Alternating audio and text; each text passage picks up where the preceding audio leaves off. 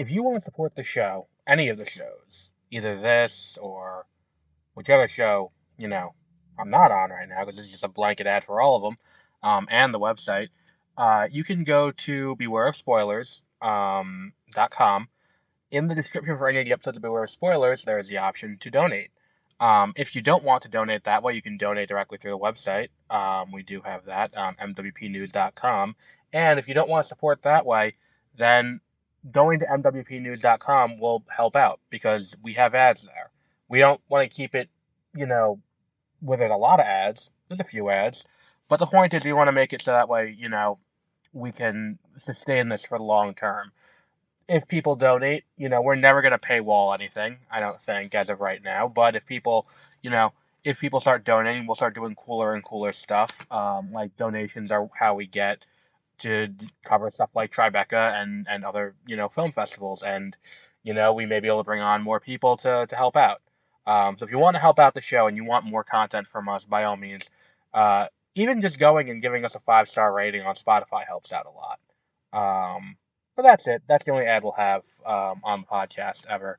But here's whatever podcast you're going to be listening to.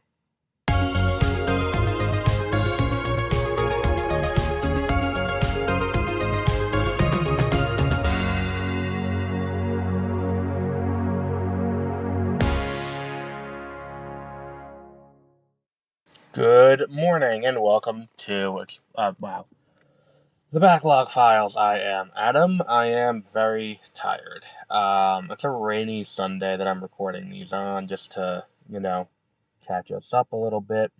So I previously talked about doing a YouTube thing. We're still going to be doing that, but it's going to be taking a slightly different form.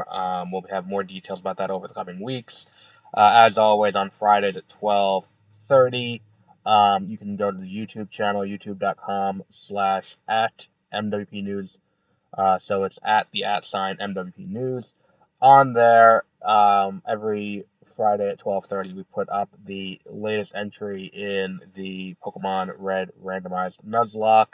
As soon as that ends, we'll be starting the next thing, which is the Pokemon Gold randomized Nuzlocke. We'll be seeing it from there. But we will be doing a Madden thing. Definitely doing a Madden thing. I'm working on. I'm that one. I'm working very diligently on, and definitely a Stardew Valley thing.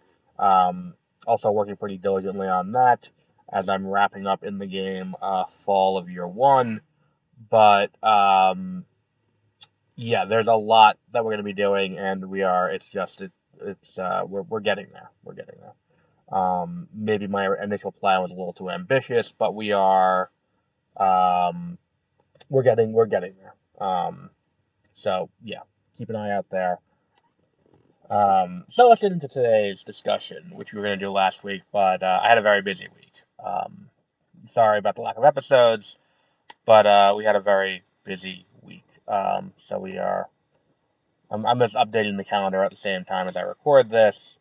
I have to move that one. Okay, well, either way, hello.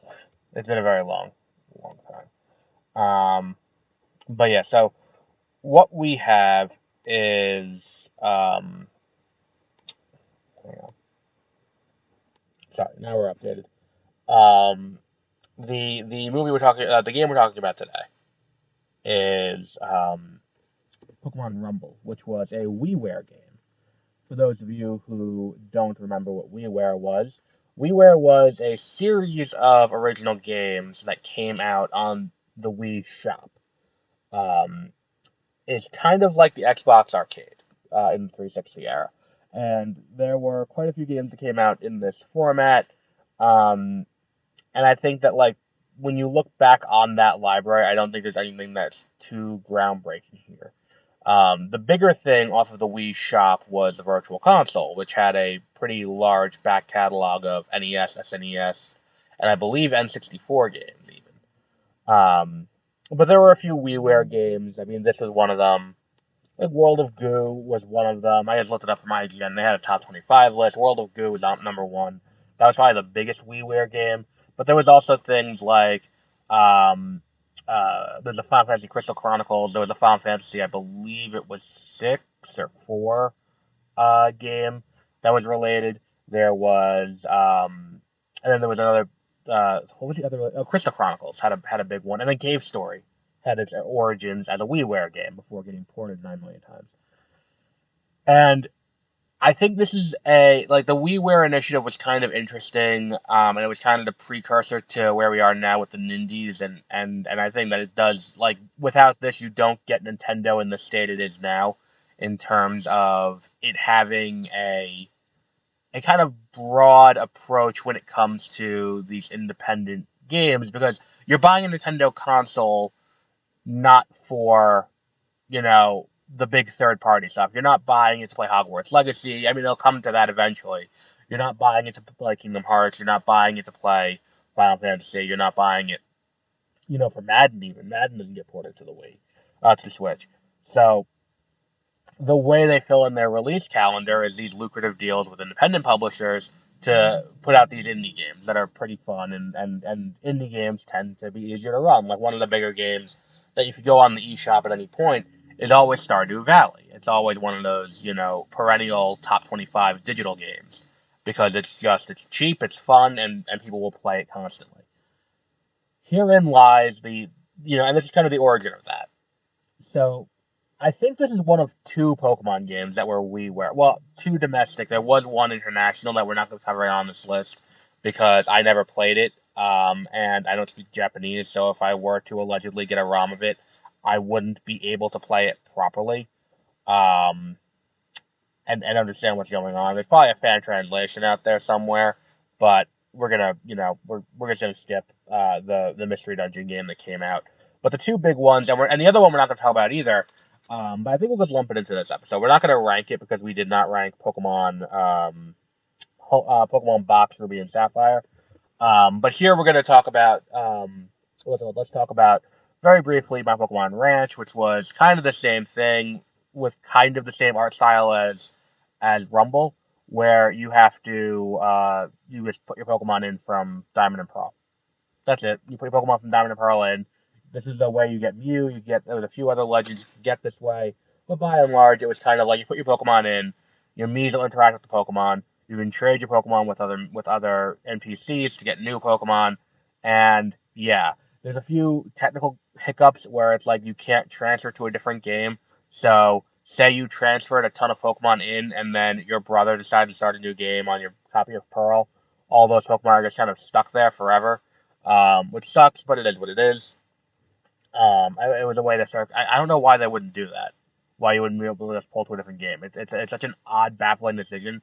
I don't know, but the game is fine, and I think for what it is, considering the era, it's completely serviceable. Rumble is what we're here to talk about, which is the other one, and it's the big, different kind of game. So Rumble, you play as chibi Pokemon in that same kind of origami art style. What you do is you go through, you fight through the level, you fight the boss at the end, you get coins, you get new Pokemon, you power up, rinse, repeat, continue. Very simple gameplay loop, very fun gameplay loop. If I remember correctly, there were codes that you can use to get really powerful Pokemon early on, and then you can just fuck up everyone.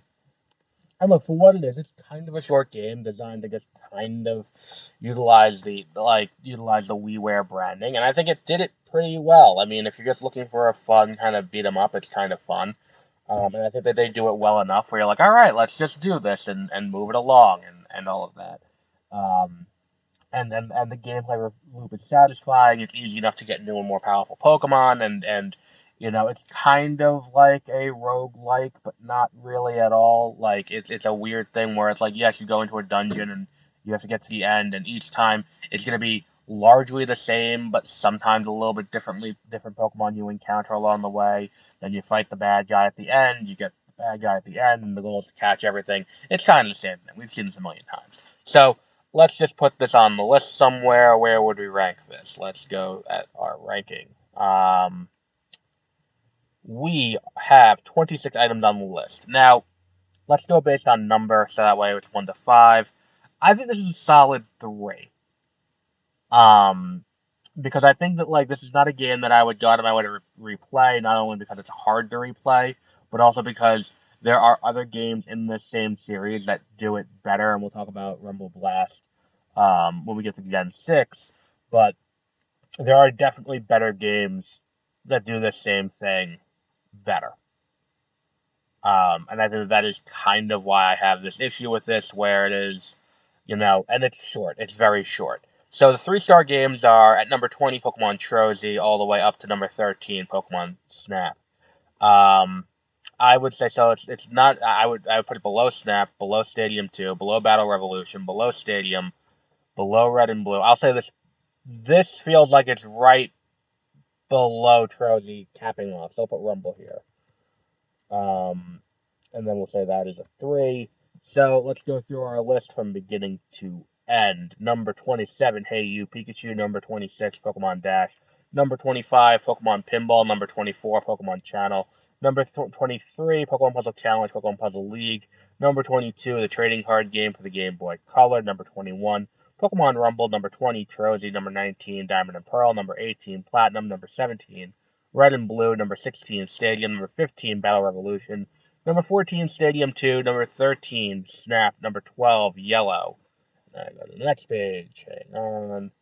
Number 11, Gold and Silver. Number 10, Crystal. Number 9, Ranger. Number 8, Pinball, Ruby and Sapphire. Number 7, Fire Red and Leaf Green. Number 6, Coliseum. Number 5, XD. Number 4, Ruby and Sapphire. Number 3, Emerald. Number 2, Mystery Dungeon Blue and Red Rescue Team. Number 1, Heart Gold and Soul Silver.